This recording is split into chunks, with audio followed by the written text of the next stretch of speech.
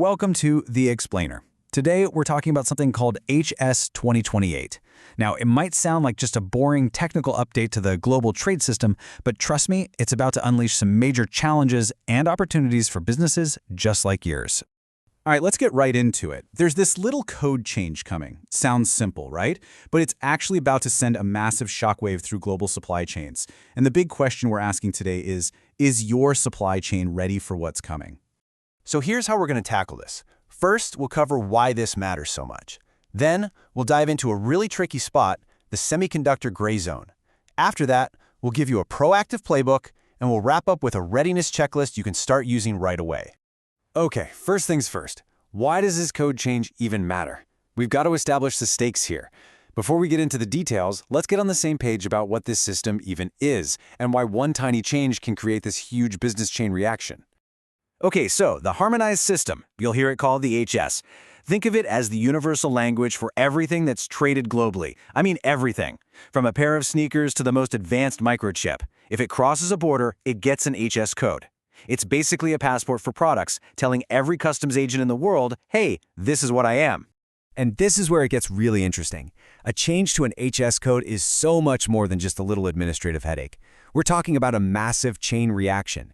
It hits your tariff rates, which means it hits your costs hard. It can mess with your free trade agreements, those deals that save you a ton of money. And get this, it can completely break your export control screening systems, which is a huge compliance nightmare. Seriously, this one little code touches, well, pretty much everything. And listen, don't let that 2028 date fool you into thinking this is some far-off problem. The clock is already ticking. I mean, the big amendments are already provisionally adopted. The real drop-dead date to watch is January 2026. That's when the official text, the new rulebook, gets published. And that's the starting gun for everyone to get their act together, because that January 1st, 2028 deadline, it's not moving. All right, let's dig into the real heart of the issue for HS 2028. It's this clash between fast-moving technology and, well, slow-moving rules. These regulations get updated every 5 years, and in that time, technology just leaps forward. You see this most in areas like semiconductors. It's a real gray zone. So the big problem is basically, where do you draw the line? I mean, look at this technological continuum. You start with something basic like wafers and dies. Then they become packaged elements. Then they get smarter, turning into modules with signal processing. And finally, they end up in a finished product with housing and software. The customs rules have to decide, at what point along this path does it stop being a part and become a thing? It's not easy. And this right here, this perfectly shows that gray zone in action. Is your product a simple sensor element? If so, great. It's classified as a component, probably has lower tariffs, simpler rules, but what if it's considered a full-on measuring instrument? Now you're in a whole different category, with way higher tariffs and way more complex rules. The answer to that one question has massive financial consequences, and that is exactly what's at stake here. So, the key takeaway here is this. If your company makes any of these things, semiconductor transducers, modules that mix sensors and processing chips, smart sensors, you're right in the middle of this whole debate. These are the kinds of products that just don't fit into the old, neat little boxes. And because of that, they're the ones most at risk for a classification change. Okay, so we know the risks. The big question now is, what do you do about it? How do you get out in front of this thing? Because I'll tell you right now, the biggest mistake you can make is to just sit back and wait. Taking a wait-and-see approach, well, it's pretty much a recipe for failure. And this idea of just leaving it to customs, it just doesn't work. You can't just toss this problem over the wall to your customs broker. Why? Because they can only work with the data you provide. And if they're the ones finding the problem at the border in 2028, I'm sorry, but the game is already over. It's way too late. And these are the things that will absolutely go wrong if you wait.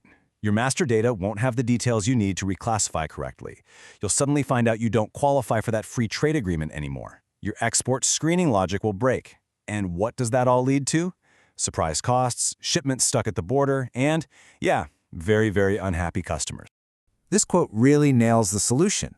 Success here isn't about cramming a bunch of new codes into your head in late 2027. No way. It's about two things.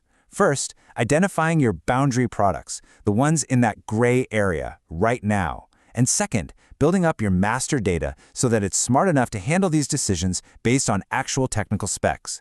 It's about fixing the foundation today. All right, Let's get practical. Let's build out a real, actionable playbook, a checklist for 2028 readiness. And this isn't just a task for your compliance team, by the way. This is something your procurement, sales, and planning folks all need to be a part of. Okay, here it is, your 4-step action plan. It's simple. 1, create an impact inventory of your at-risk products. 2, standardize your classification data. 3, and this is key, verify everything. Don't just auto-convert. And 4, figure out all the downstream impacts across the business. Now, let's zoom in on step 2, because this is where the real work happens. Your master data needs to be way smarter. You have to embed these key technical specs for every product. What does it measure? How does it do it? How much signal processing is happening on board? This is the ammunition your team needs to make and defend the right classification call. You know, at the end of the day, this isn't just about checking a compliance box for 2028. It's much bigger than that. This is a strategic move. By doing this work now, you're actually building a more resilient, more intelligent supply chain, one that's ready to adapt to whatever comes next. So this whole situation really forces a bigger question, doesn't it? We're living in a world where technology moves at light speed, but the rules, well, they move at a crawl. The real challenge isn't just surviving this one update. It's about asking yourself, is my business truly built to adapt and thrive when the rules are always a step behind?